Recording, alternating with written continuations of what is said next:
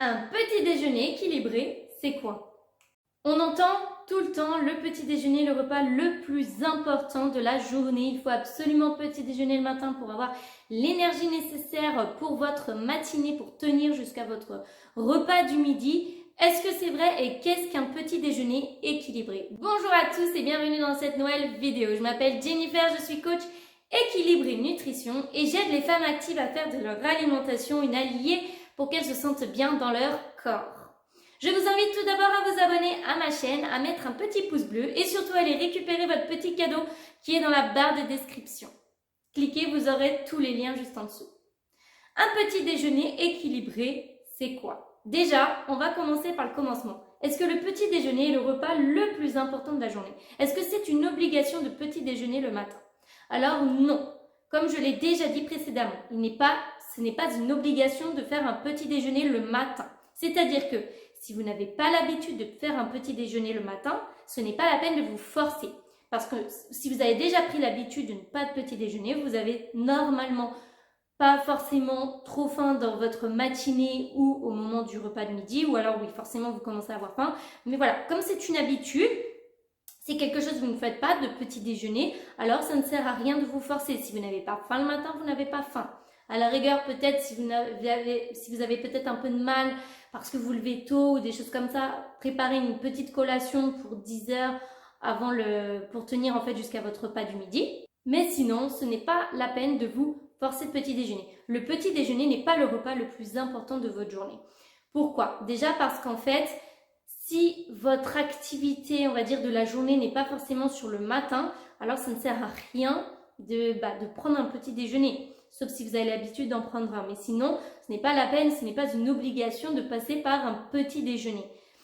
Si vous avez une forte activité, on va dire, quand je parle d'activité, c'est une activité, on va dire, physique, que ce soit par rapport au travail, que ce soit par rapport si vous faites du sport le matin ou peu importe, vous savez que vous allez avoir une activité physique le matin, alors il sera peut-être sûrement même utile de petit déjeuner le matin pour avoir l'énergie nécessaire. Mais ce n'est pas une obligation. Si vous ne petit déjeunez pas le matin, ce n'est pas grave. On pourrait apparenter, on va dire, cela à un jeûne intermittent, même si pour un jeûne intermittent, il y a quand même certaines règles à respecter. En général, si votre dernier repas était le soir et que vous ne petit déjeunez pas et que vous ne prenez rien jusqu'à votre repas de midi 13h, on pourrait appeler ça donc du jeûne intermittent. Donc sans le savoir, peut-être que vous le faites, mais vous faites du jeûne intermittent. Maintenant qu'on a éclairé, qu'on a mis en tout cas au clair l'importance ou non du petit déjeuner, pour les personnes qui petit déjeunent, c'est quoi un petit déjeuner équilibré? Qu'est-ce qu'un bon petit déjeuner? Qu'est-ce qu'un petit déjeuner qui va vous faire tenir jusqu'au repas de midi sans avoir un coup de fringale à 10h? Déjà, ça va être simple. Il va falloir éviter justement tout ce qui est produit transformé, ultra transformé le matin. Donc, excite les céréales industrielles dans les boîtes là, excite tous les gâteaux industriels, les confiseries, excite tout ce qui est industriel parce que déjà de 1, votre corps a été au repos pendant toute une nuit. C'est-à-dire qu'il a été en veille, endormi.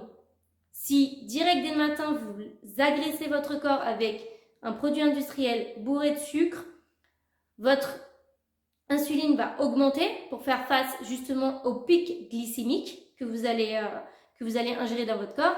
Et là, c'est pas bon. Parce que ce qui est pas bon, c'est autant la montée d'un coup, mais surtout derrière, la redescente. Et c'est là, en fait, où vous aurez votre coup de mou. C'est là où vous aurez vos fringales. Parce que quand on consomme, on va dire, beaucoup de sucre, et du sucre industriel avec des produits industriels, sans compter tous les produits à côté, et ben en fait, ça vous donne un effet de... Vous avez faim, vous avez tout le temps faim. Le sucre appelle le sucre, déjà. Donc, plus vous allez manger de sucre et plus votre corps... C'est pas votre corps même, c'est votre cerveau, en fait, qui vous donne l'information comme quoi il en a besoin, alors qu'en fait, il n'en a pas besoin. Votre corps n'en a pas besoin. C'est juste qu'il va ressentir un manque. Donc, on évite tout ça. Il faut commencer... Déjà, la base d'un petit déjeuner, c'est les protéines. Il faut, comme je vous l'ai déjà dit dans la vidéo précédente, il faut absolument avoir des protéines à chaque repas. Et le petit déjeuner, ne déroge pas à cette règle en fait. Commencez votre petit déjeuner avec des protéines. Quelle sorte de protéines? La meilleure protéine qui soit, les œufs. Surtout le matin, c'est top parce qu'il y a différentes façons de les préparer, que ce soit en œufs durs, œufs brouillés, omelettes, au plat ou sous forme de crêpes, on va dire, de pancakes ou des choses comme ça, à laquelle vous allez ajouter forcément d'autres ingrédients. Mais voilà, votre base, ça peut être des œufs. Ou alors, si vous préférez autre chose, ça peut être du blanc de poulet,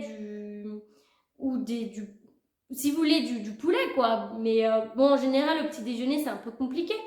Tout dépend pour qui, mais en tout cas pour nous Français, c'est peut-être un peu compliqué, mais ça peut être du jambon quoi.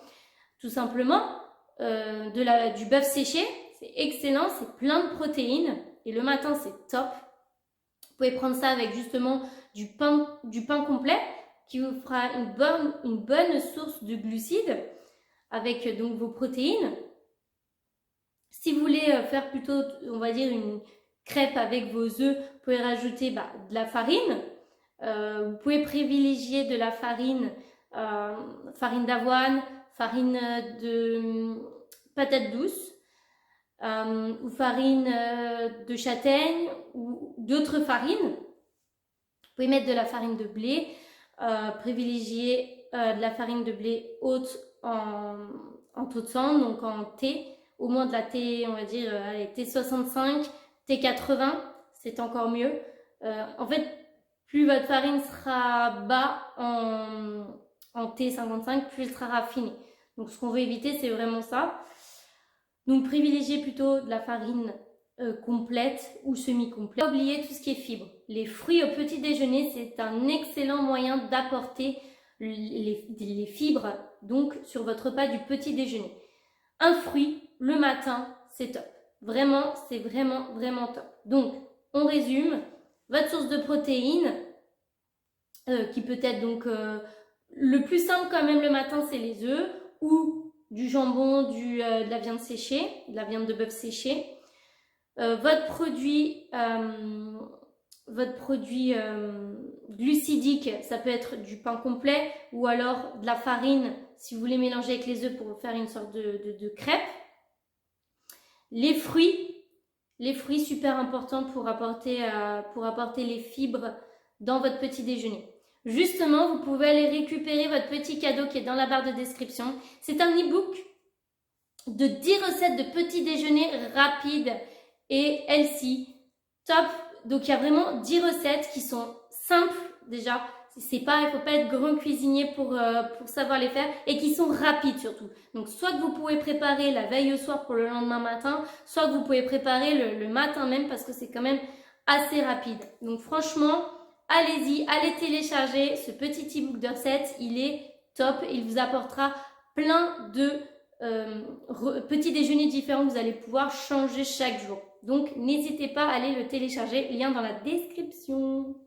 Au petit déjeuner, on n'oublie pas surtout la première chose à faire, c'est de boire un verre d'eau pour réveiller tout votre corps en fait. Vu qu'il a été au repos pendant toute une nuit, il faut vraiment le réveiller en douceur avec de l'eau. Donc on évite tout ce qui est café, tout ce qui est thé parce que c'est pas les meilleures boissons pour commencer.